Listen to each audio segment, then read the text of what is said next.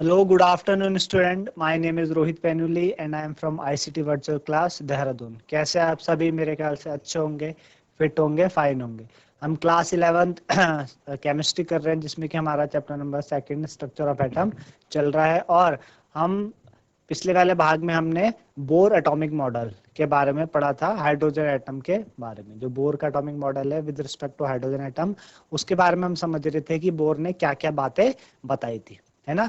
थोड़ा आपको पहले रिकैप में लेके चलता हूँ क्या बातें बोर ने बताई थी। एक तो बोर ने सबसे पहले रदरफोर्ड का एटॉमिक मॉडल के जो ड्रॉबैक था कि कोई भी एसिलेटेड चार्ज पार्टिकल जब रिवॉल्व करता है, एसिलेशन करता है, यूनिफॉर्म सर्कुलर मोशन करता है, तो वो अपनी एनर्जी लूज करता है अकॉर्डिंग टू मैक्सवेल, है ना। लूज करता है तो उस इलेक्ट्रॉन ने एटम के साथ कोइंसाइड कर देना चाहिए था, मिल जाना चाहिए था एनर्जी लूज करते करते। तो ऐसा क्यों नहीं होता, ये रदरफोर्ड नहीं बता पाए थे। तो बोर ने ये चीज साबित की। बोर ने बोला कि जो भी इलेक्ट्रॉन है वो रिवॉल्व करते हैं एक फिक्स्ड एनर्जी लेवल्स पे करते हैं, जिनको उसने स्टेशनरी क्या बोला, स्टेशनरी एनर्जी लेवल्स बोला। यानी वो जो पाथ है वो उनका स्टेशनरी ही है ना। और हर एनर्जी लेवल का अपना एक फिक्स्ड एनर्जी होती है ना। जैसे मैंने आपको समझाया था कि क्लास में अगर आपको 6th से 7th में जाना है पास होके, तो आपको इतने % नंबर लेके आने पड़ेंगे। अगर आपके नहीं आते तो आप पीछे ही कक्षा में रहेंगे, अगर आ जाते तो ऊपर 7th में चले जाएंगे। बीच का कोई स्कोप है नहीं, बीच में रहने का स्कोप है नहीं। एक स्टेप्स बने हुए 6, 7 इस तरीके से।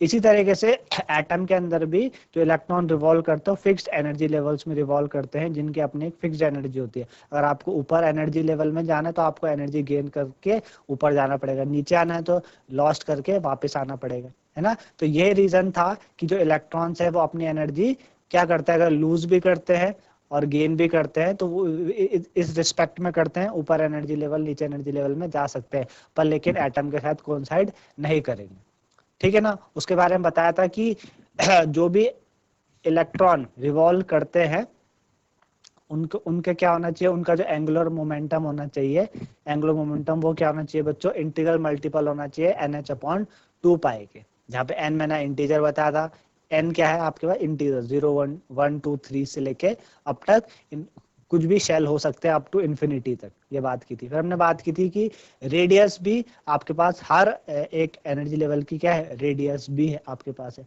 और एनर्जी भी हर एक उसकी एनर्जी भी फिक्स्ड है, जो कि मैंने आपको एक रिलेशन से बताई थी, -RH/RH 1/n²। n यहाँ पे क्या है, एनर्जी लेवल है, शेल नंबर है, एनर्जी लेवल है। अगर n = 1 है तो क्या होगा, n = 2 है क्या होगा। इतना हमने की थी। आज उसी से आगे चलते हुए हम इसको और आगे कंटिन्यू करेंगे। चलते हैं स्मार्ट बोर्ड की तरफ और अच्छे से करने की कोशिश करते हैं। चैप्टर चल रहा है बच्चों स्ट्रक्चर ऑफ एटम।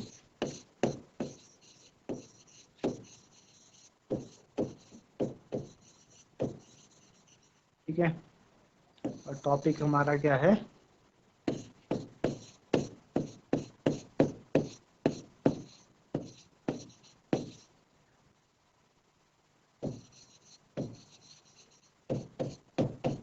और ये हमारा बोर एटॉमिक मॉडल किसके लिए है, हाइड्रोजन एटम के लिए। ठीक, चलिए। तो 4-5 पोस्टुलेट हमने कर लिए थे।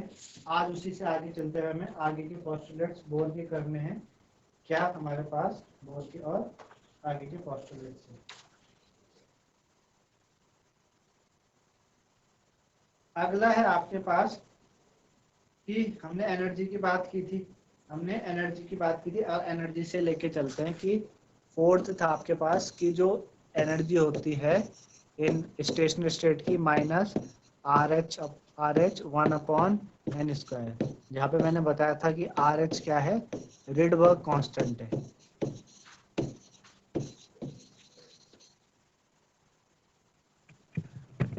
RH आपका क्या है, रिडबर्ग कांस्टेंट है। R एक आपका रिडबर्ग कांस्टेंट जिसकी वैल्यू 2.18 इंटू 10 की पावर -10⁻18 जूल। ठीक है, रिडबर्ग की वैल्यू कितनी होती है, RH की वैल्यू -2.18 इंटू 10 की पावर -18 जूल। ठीक है ना। अब सपोज हमारे पास क्या है, कि E1 है, अगर आपके पास n की वैल्यू 1 है तो क्या हो जाएगी, माइनस RH की वैल्यू माइनस 2.18 इंटू 10 की पावर माइनस 18 1/1 स्क्वायर। तो 1/1 स्क्वायर 1 ही होगा, तो E1 कितना आ जाएगा बच्चों, E1 आ जाएगा माइनस 2.18 इंटू 10 की पावर माइनस 18 आ जाएगा। इसी तरीके से अगर E2 की निकालें तो E2 की कितनी हो जाएगी, माइनस 2.18 इंटू 10 की पावर माइनस 18 और 1/2 स्क्वायर कितनी आएगी E2 की वैल्यू आपकी माइनस 2.18 इंटू 10 की पावर माइनस 18 डिवाइडेड बाय 4। तो ये लगभग आपके पास जो वैल्यू आती है, ये आपके पास E2 आती है 0.545 माइनस 0.545 इंटू 10 की पावर माइनस 18 जूल। ठीक है, जूल में होती है। इसी तरीके से अगर मैं E इन्फिनिटी की निकालूं, किसकी निकालूं, E इन्फिनिटी कितनी हो जाएगी, E इन्फिनिटी की माइनस 2.18 इंटू 10 की पावर माइनस 18, ठीक है, 1/इन्फिनिटी का स्क्वायर। तो 1/इन्फिनिटी something upon infinity, something upon infinity क्या होती है, 0, है ना, समथिंग अपॉन इन्फिनिटी 0। तो समथिंग 1/इन्फिनिटी समथिंग अपॉन इन्फिनिटी आपकी क्या होती है, आपकी 0 हो जाएगी। ठीक है ना, क्या हो जाएगी, 0 हो जाएगी। तो एनर्जी क्या हो जाएगी इस अवस्था में, जो आपका जब इलेक्ट्रॉन इन्फिनिटी का मतलब हो गया, इन्फिनिटी का मतलब हो गया कि जो इलेक्ट्रॉन है वो एनर्जी अभी कितनी हो जाएगी, 0। मतलब इलेक्ट्रॉन क्या है कि जब इलेक्ट्रॉन नाभिक के प्रभाव से मुक्त हो जाता है तो उसका मान 0 आ जाएगा। ए इन्फिनिटी एनर्जी आपके पास 0 आ गई, है ना, एनर्जी आपके पास क्या आ गई बच्चों, 0 आ गई। तो इस तरीके से अगर मैं बात करूं कि जैसे मैं एक एटम ले लेता हूं, ये हमारे पास कोई एटम है, ठीक है, ये हमारे पास क्या है बच्चों, एटम है। ये बीच में हमने न्यूक्लियस बना लिया, ये हमने क्या ले लिया, न्यूक्लियस ले लिया, ये हमारे पास न्यूक्लियस है, नाभिक है। ठीक है, अब मैं अलग अलग कलर से शेल्स बना देता हूँ। ठीक है, पहला शेल, ठीक है, दूसरा शेल, ठीक है, तीसरा शेल,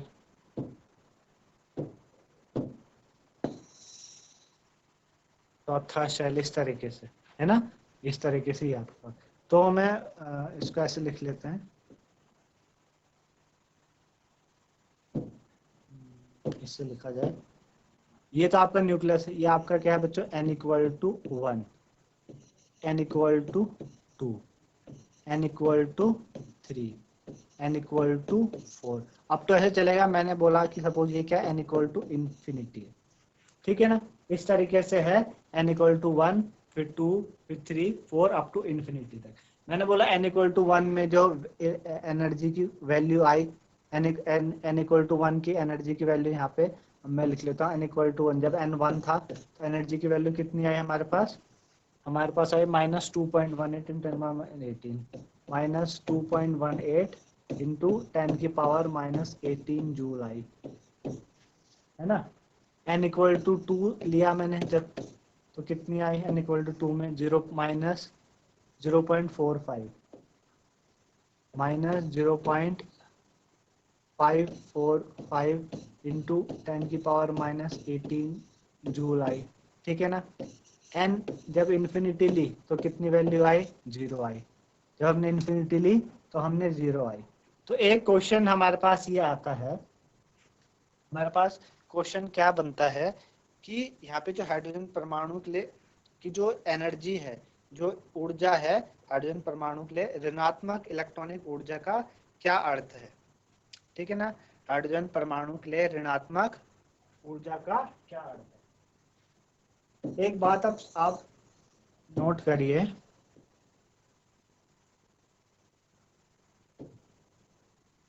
क्या बात है कि हाइड्रोजन परमाणु के लिए,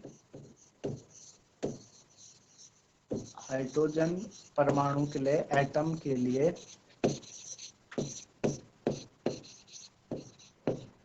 हाइड्रोजन परमाणु यानी एटम के लिए ऋणात्मक ऊर्जा का क्या अर्थ होता है? ऋणात्मक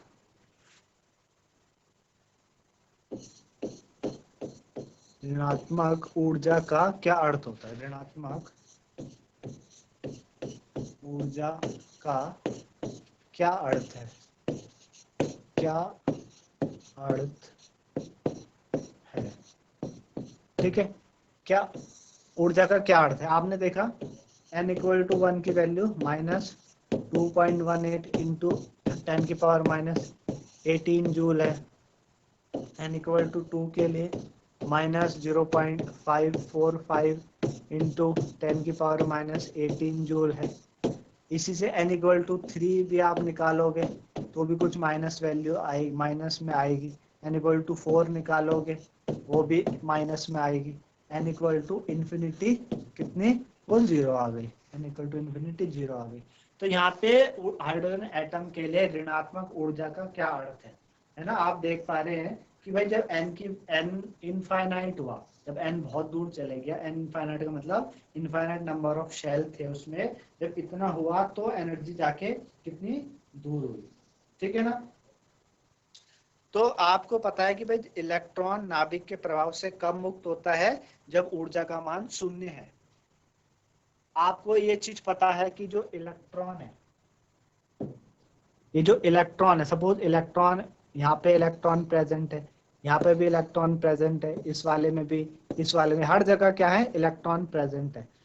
तो इधर ये जो नाभिक है, नाभिक और इलेक्ट्रॉन के बीच में क्या होता है बच्चों? नाभिक इलेक्ट्रॉन के बीच में क्या लगता है?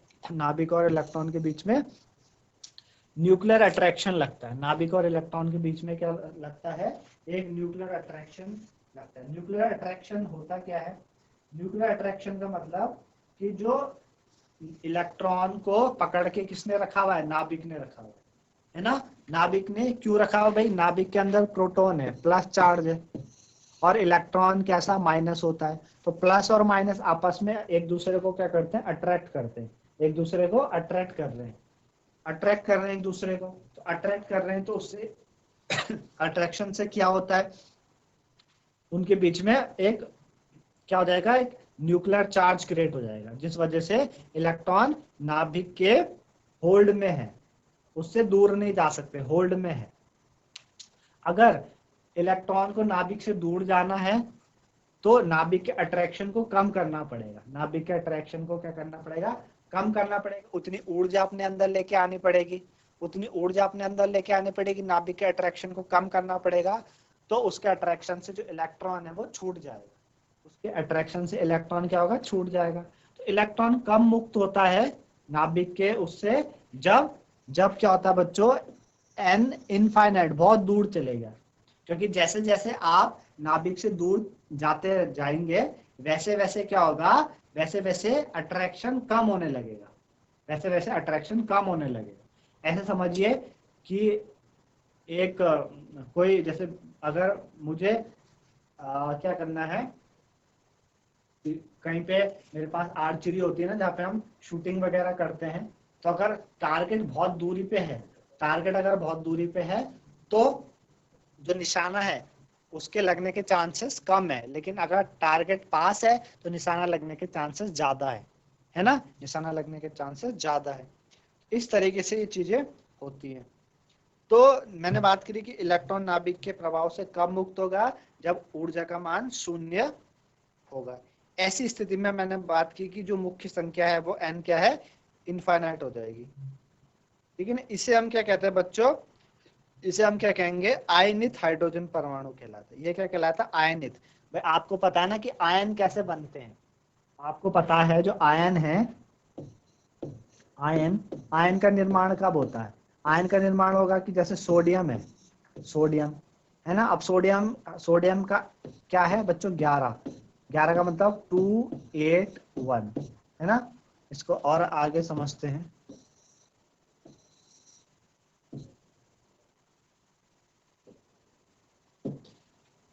आप ऐसे देखिए कि आपके पास क्या है? सोडियम है। जैसे हमारे पास क्या है? सोडियम। सोडियम का एटॉमिक नंबर 11, इसका इलेक्ट्रॉनिक कॉन्फ़िगरेशन 2,8,1 ये आपको पता है। अगर मैं इसका एटॉमिक स्ट्रक्चर बनाऊं तो ये एटम हो गया, ठीक है, ये बीच में न्यूक्लियस हो गया, ठीक है ना, एक शेल आपका ये हो गया, एक शेल आपका ये वाला हो गया, है ना। तो ये आपके पास न्यूक्लियस है, इस पे कितने बच्चों 2 इलेक्ट्रॉन है, इस पे 2 इलेक्ट्रॉन है, इस पे 8 इलेक्ट्रॉन है, और इस पे लास्ट वाले पे 1 इलेक्ट्रॉन है। अब जो लास्ट वाला इलेक्ट्रॉन है वो नाभिक से काफी दूरी पे है, नाभिक से दूरी पे है, तो इस वजह से न्यूक्लियर अट्रैक्शन भी क्या होगा, कम होगा। नाभिक और इलेक्ट्रॉन के बीच का जो अट्रैक्शन है, आकर्षण है, वो कम होगा, तो ये वाला इलेक्ट्रॉन इजिली बाहर जा सकता है। तो हमने बात करी ऊर्जा, हम बात कर रहे हैं कि हम बात क्या कर रहे हैं कि हाइड्रोजन की जो हाइड्रोजन एटम में जो ऋणात्मक ऊर्जा का क्या अर्थ है, ऋणात्मक ऊर्जा का क्या अर्थ है। अब यहाँ से इलेक्ट्रॉन कब बाहर जा पाएगा, जब इसकी जैसे ये बहुत दूर चले जाएगा तो इलेक्ट्रॉन बाहर चले जाएगा, यानी इलेक्ट्रॉन ही अगर बाहर गया, इसने एक इलेक्ट्रॉन अपना दे दिया, एक इलेक्ट्रॉन दिया तो इसके ऊपर आपने सभी ने पढ़ा प्लस चार्ज आ जाता है, यानी इसने क्या बना दिया, आयन बना दिया, क्या बना दिया, आयन, है ना, आयन बनाया इसने। तो आयन कब बनता है, आयन कब बनाएगा, ये आयन कब बनता है, जब आयन कब बनता है, आयन कब बनाता है, जब इलेक्ट्रॉन नाभिक द्वारा आकर्षित से दूर चले जाता है, ठीक है ना, समझ आ रहा होगा सभी को। तो हाइड्रोजन परमाणु में क्या है, हर संभव कक्ष में इलेक्ट्रॉन के मान में ऋण आपका चिन्ह होता है। जो ये ऋण चिन्ह है ये आपको क्या दर्शा रहा है, ऋण चिन्ह आपको यह दर्शाता है कि ऋण चिन्ह का अर्थ यह है कि परमाणु में इलेक्ट्रॉन की ऊर्जा स्थिर अवस्था में स्वतंत्र इलेक्ट्रॉन से कम है। समझ आ रही है बात भाई, आपने ये पढ़ा है क्या, नंबर लाइन, इसमें 0 है, -1, -2, -3, -4।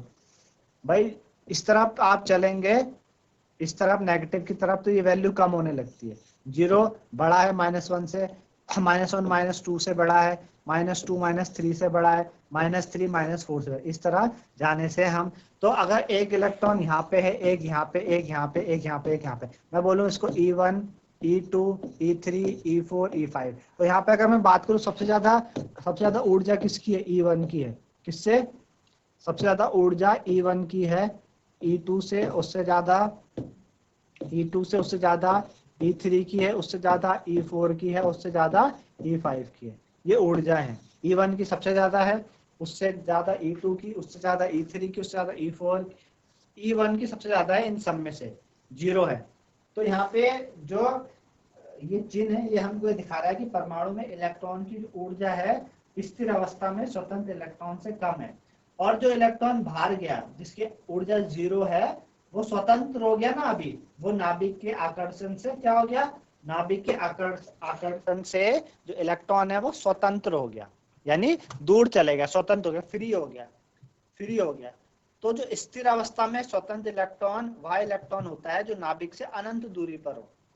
स्थिर अवस्था में हम उस इलेक्ट्रॉन को बोलेंगे जो नाभिक से अनंत दूरी, इनफाइनाइट दूरी पर, जैसे हम इन्फिनिटी बात करें, उसकी ऊर्जा को हमने क्या ले लिया, शून्य मान ले लिया। हमने बात की कि अभी हमने आपको दर्शाया कि उसकी ऊर्जा क्या है, शून्य है, ठीक है ना। तो जैसे इलेक्ट्रॉन नाभिक के पास आता है तो उसका जो En है उसका मान क्या होने लगता है, आपका ऋणात्मक, उसमें आपका बढ़ने लगता है, ठीक है ना। और जैसे जैसे वो दूर जाता है जैसे उसका उसका मान क्या होने लगता है, ज्यादा होने लगता है। तो इलेक्ट्रॉन में ऋणात्मक ऊर्जा का यह अर्थ होता है। इलेक्ट्रॉन में ऋणात्मक ऊर्जा का क्या अर्थ है कि भाई ये अर्थ है इलेक्ट्रॉन में ऋणात्मक ऊर्जा का अर्थ, इस तरीके से मेरे ख्याल से सभी को समझ में आएगा कि ऋणात्मक ऊर्जा का क्या अर्थ है। पांचवा हमारे पास क्या है, पांचवा पोस्टुलेट क्या है, अगला पोस्टुलेट कि हाइड्रोजन परमाणु में उपस्थित एक इलेक्ट्रॉन के समान उन आयनों जिनमें केवल एक इलेक्ट्रॉन होता है पर भी बोर के सिद्धांत को लागू किया जाता है, लागू किया जाता है, ठीक है ना। हाइड्रोजन परमाणु में उपस्थित एक इलेक्ट्रॉन के समान उन आयनों को भी ले सकते हैं जिनमें क्या हो, एक ही इलेक्ट्रॉन हो। जैसे कि समझ आ रहे हैं, हाइड्रोजन परमाणु में उपस्थित एक इलेक्ट्रॉन के समान हम उन आयनों को भी ले सकते हैं, हाइड्रोजन के समान। तो हाइड्रोजन में क्या है, हाइड्रोजन में क्या है, एक परमाणु है, अगर हम हाइड्रोजन की बात करें तो हाइड्रोजन में क्या है, हाइड्रोजन का एटॉमिक नंबर 1 है, इसमें एक ही इलेक्ट्रॉन होगा। हाइड्रोजन में क्या है, एक ही इलेक्ट्रॉन है। इसके जैसे और भी आप ले सकते हैं जिसमें एक ही इलेक्ट्रॉन हो, जैसे कि हीलियम है। हीलियम कैसा वाला, हीलियम का कितना होता है बच्चों एटॉमिक नंबर, 2 इसका एटॉमिक नंबर है, तो उसके पास 2 इलेक्ट्रॉन है। लेकिन अगर मैं इसको ऐसे बदल दूं He प्लस एक इलेक्ट्रॉन दे दिया तो कितने इलेक्ट्रॉन आया, इस पे 1 इलेक्ट्रॉन आया। इसी तरीके से लिथियम के पास कितना होता है, 3 होते हैं, तो 3 एटॉमिक नंबर है, 3 इलेक्ट्रॉन। इसको मैं अगर ऐसे बना दूं Li2 प्लस, तो कितने इलेक्ट्रॉन चले गए, 2 चले गए, बचा 1 इलेक्ट्रॉन, है ना। बचा कितना, 1 इलेक्ट्रॉन बचा। इसी तरीके से बेरिलियम का देख लो, बेरिलियम का कितना होता है, हाइड्रोजन हीलियम लिथियम बेरिलियम 4 होता है, तो 4 एटॉमिक नंबर यानी 4 इलेक्ट्रॉन है। जिसको चेंज करेंगे Be प्लस 3 में 3 चले गए, तो 1 इलेक्ट्रॉन बचा। तो देखो 1 इलेक्ट्रॉन 1 इलेक्ट्रॉन 1 इलेक्ट्रॉन, हाइड्रोजन में भी 1 इलेक्ट्रॉन, ठीक है ना। तो हाइड्रोजन परमाणु में उपस्थित 1 इलेक्ट्रॉन के समान उन आयनों जिनमें 1 इलेक्ट्रॉन होता है, जैसे मैंने आपको बताया, इस प्रकार के जो आयन्स होते हैं, है ना, यानी हाइड्रोजन स्पीशीज इस प्रकार के आयन्स को, इस प्रकार के जो आयन्स होते हैं उनसे संबंधित जो अवस्थाएं की ऊर्जा होती है, उनके लिए समीकरण क्या दिया हुआ, इस प्रकार समझ रहे आप। Hydrogen and hydrogen related atoms, hydrogen के जैसे, भाई हाइड्रोजन के जैसे है ना, हाइड्रोजन में 1 इलेक्ट्रॉन है, और He प्लस में भी 1 इलेक्ट्रॉन, Le+2 में भी 1 इलेक्ट्रॉन, Be+3 में भी 1 इलेक्ट्रॉन, तो हाइड्रोजन के जैसे हो गए ना, ये हाइड्रोजन के जैसे है ना, कौन, He plus, Li+, Be+3 hydrogen के जैसे है। इनके लिए भी जो ऊर्जा, इनकी अवस्थाओं की जो ऊर्जा होती है, उनके लिए क्या मान होता है, उनके लिए आपका ये मान होता है En, उनके लिए क्या मान है, हाँ, उनके लिए ये मान है En equal to minus 2.18 into 10⁻⁻18 joule. ये रिडबर्ग की वैल्यू होती है, रिडबर्ग कांस्टेंट की, ठीक है ना। Z² अपॉन n² जूल्स में हो जाएगा। ये रिलेशन है किनके लिए, हाइड्रोजन लाइक स्पीशीज के लिए, ये रिलेशन, ठीक है ना। हाइड्रोजन लाइक स्पीशीज के लिए बच्चों ये रिलेशन है, जहाँ पे Z क्या होता है बच्चों, Z क्या कहलाता है, परमाणु संख्या। Z आप सभी को पता है, Z क्या है, परमाणु संख्या है। Z आपकी क्या होती है, परमाणु संख्या। Z आपकी परमाणु संख्या, एटॉमिक नंबर। Z क्या है, Z आपकी परमाणु संख्या होती है, यानी एटॉमिक नंबर होता है ना, एटॉमिक नंबर। Z आपकी परमाणु संख्या, एटॉमिक नंबर, और N आपका क्या है, N आपको पता है एनर्जी लेवल है, स्टेशनरी स्टेट्स है ना। N आपको पता है क्या, N क्या है, एनर्जी लेवल स्टेशनरी। हीलियम और लिथियम के लिए परमाणु का मान क्या हो सकता है, हीलियम में 2 देखो, है ना, लिथियम के 3 हो सकता है। तो इसी से ये समीकरण है, Z के बनने के साथ साथ ऊर्जा का मान ज्यादा ऋणात्मक हो जाता है। जैसे जैसे Z का मान बढ़ेगा वैसे वैसे ऊर्जा का मान अधिक ऋणात्मक हो जाता है और त्रिज्या कम होने लगती है। इसका अर्थ है कि इलेक्ट्रॉन नाभिक से दृढ़ता पूर्वक बंधा होता है। जैसे जैसे Z का मान बढ़ेगा तो ऊर्जा का मान क्या होने लगेगा, कम हो। जैसे जैसे Z बढ़ेगा ऊर्जा क्या होने लगेगी, ज्यादा ऋणात्मक होगी, है ना, ज्यादा ऋणात्मक, ज्यादा नेगेटिव होगी, और जो त्रिज्या है वो कम होने लगेगी। मतलब इलेक्ट्रॉन नाभिक से और जल्दी से बन जाएगा, ठीक है ना, और जल्दी से बन जाएगा। समझ आए बात। और इनके लिए अगर आपको त्रिज्या का सूत्र लिखना है, त्रिज्या का कैसे लिख सकते हैं हम, Rn इक्वल टू, त्रिज्या के लिए, रेडियस के लिए क्या होगा बच्चों, Rn equal to 52.9 n² upon Z, ये त्रिज्या के लिए सूत्र हो जाएगा, ठीक है ना। तो मैंने आपको बताया कि Z, जैसे जैसे Z का मान बढ़ेगा, जैसे जैसे Z का मान बढ़ेगा, Z की वैल्यू बढ़ेगी, तो जो ऊर्जा वो क्या हो जाएगी, अधिक ऋणात्मक होगी। जो ऊर्जा है, ऊर्जा वो क्या होगी, अधिक ऋणात्मक, ऊर्जा अधिक ऋणात्मक होने लगेगी। ऊर्जा क्या होगी, वो अधिक ऋणात्मक होगी। जैसे जैसे Z का मान बढ़ेगा तो ऊर्जा अधिक ऋणात्मक होने लगेगी और त्रिज्या आपकी कम हो जाएगी। जो त्रिज्या है यानी जो रेडियस है वो क्या होने लगेगी, कम होने लगेगी। जो आपकी त्रिज्या है, जो त्रिज्या है वो कम होने लगेगी। क्या होने लगेगी? त्रिज्या कम हो जाएगी। ठीक है ना, त्रिज्या कम हो जाती है, कम होने लगेगी। तो समझ आ गया आपको इतने से। इसका अर्थ क्या है कि जो इलेक्ट्रॉन है वो इलेक्ट्रॉन नाभिक से तेजी से बन गया।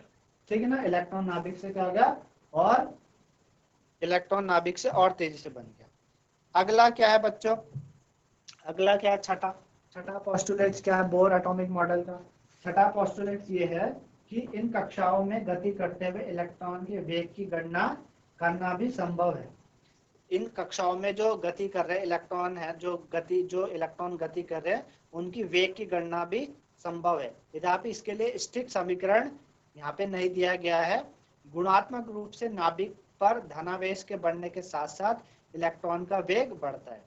तो गुणात्मक रूप से नाभिक पे जो धनावेश है ना, जो पॉजिटिव चार्ज जैसे जैसे बढ़ेगा उससे इलेक्ट्रॉन का वेग भी बढ़ता है। वो आपको बातें मुख्य क्वांटम संख्या के बढ़ने से या घटता है। जो मुख्य क्वांटम संख्या है ना n है, उसके बढ़ने से घटता है। तो छठा पोस्टुलेट आपके पास बच्चों ये है। ठीक है ना, छठा पोस्टुलेट हमारे पास ये है। तो ये आपके पास क्या था बच्चों? बोर का एटॉमिक मॉडल था कि भाई बोर का एटॉमिक मॉडल किस तरीके से होता है। ठीक है ना, बोर का एटॉमिक मॉडल किस तरीके से होता है। तो बोर का जो बोर मॉडल है, उसके बोर मॉडल का उपयोग करके, है ना, जो हाइड्रोजन का रेखा स्पेक्ट्रम है उसकी भी थोड़ा व्याख्या की गई। बोर एटॉमिक मॉडल का उपयोग करके हाइड्रोजन के रेखा स्पेक्ट्रम की भी क्या की गई? व्याख्या की गई। और बताया गया कि वहां पे जो इलेक्ट्रॉन्स हैं वो जब एक जगह से दूसरी जगह जाते हैं तो किस तरीके से वो करते हैं। जब हाइड्रोजन एक तरफ से दूसरी तरफ जाते हैं तो किस तरीके से वो बिहेव करते हैं। मतलब आपके जो इलेक्ट्रॉन्स हैं, इलेक्ट्रॉन्स क्या हुए, एक जगह से कोई किसी सेल से ऊपर गए। हमने बोला था अलग अलग रेखा स्पेक्ट्रम दिया था ना हाइड्रोजन की रेखा स्पेक्ट्रम की बात हमने की थी। ठीक है ना, हमने हाइड्रोजन की रेखा स्पेक्ट्रम की बात हमने की थी। तो इस तरीके से बच्चों आपने आज बोर का एटॉमिक मॉडल के जो पोस्टुलेट्स हैं वो करे, वो समझे हमने, है ना। इससे अगले भाग में हम इसकी कुछ न्यूमेरिकल्स लेके आएंगे और क्या खामियां थी बोर के एटॉमिक मॉडल में उसको करेंगे। तो आज के लिए इतना ही। धन्यवाद। Have a nice day.